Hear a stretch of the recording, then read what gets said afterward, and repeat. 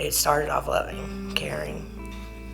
Towards the end of the relationship, it got to where I was begging God to take me from this world.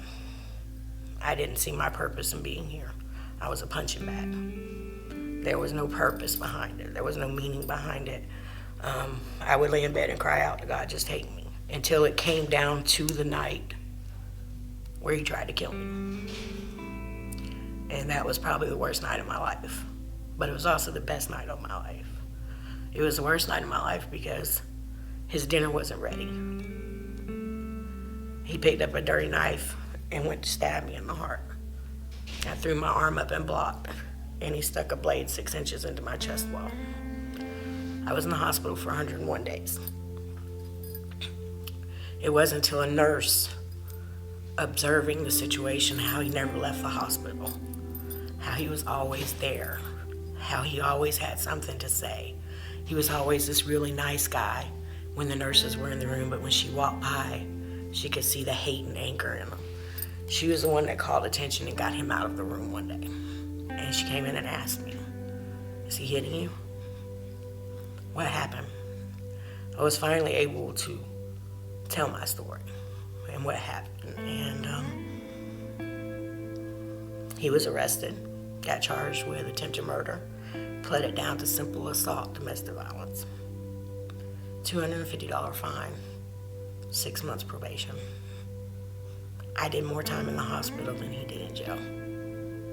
If it wasn't for Harmony House or for the shelters that I've been through, I wouldn't be here. He would have found me and he would have killed me. It gives us a shelter, it gives us a safe haven, it gives us a ground, and it gives us roots to where we can focus solely on ourselves. It was an advocate at the shelter that I was in who asked me one day, she said, what is it you really want to do with your life?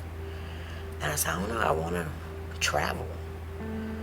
And I had already been moved from shelter to shelter to shelter, and it was just like, okay, now things are starting to make sense. I've got to be on the move because of this man. I want to drive a truck. Truck drivers are never in the same place at one time. So I tried it out, and I liked it, and then I loved it. And then I got good at it. And so now I take women that come through Prime and maybe they've been in a situation or maybe they've got things going on, and I train them and I give them everything in me to make them as good as me, make them better than me. I have 9 women that are building careers because of what I gave them and because I invested myself into them, and I love it. If it was not for domestic violence shelters, the rate of domestic violence would be 10 times what it is right now. There would be more deaths, there would be more violent attacks, and there would be no way out of it because there's nowhere to go. This is what domestic violence victims need in their life. This moment, this place, this space to be able to stop and breathe. And to have something like this was life-changing to me. Harmony House has funds and things that are allocated to go into different directions if a woman is in dire straits. That's not available to us through any other organization. And there's nobody else that's listening or fighting like a domestic violence shelter because they've seen it. They've seen the women with black eyes, bloody nose, broke arms, broken ribs. They've seen it in life. Like, it's not just something cute on TV. Oh, he hit. This is where it happens, and this is where the change happens. Hope means that my story can now inspire other people. Hope is the fact that I'm learning how to get my story out there. And I can take everything that I've been through, and if I can change one woman's life from what I've been through, that's hope. Because I've just inspired her. I've just changed her direction in life. I've just like someone changed mine. It's having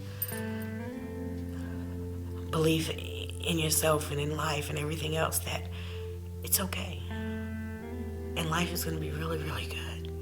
It already is.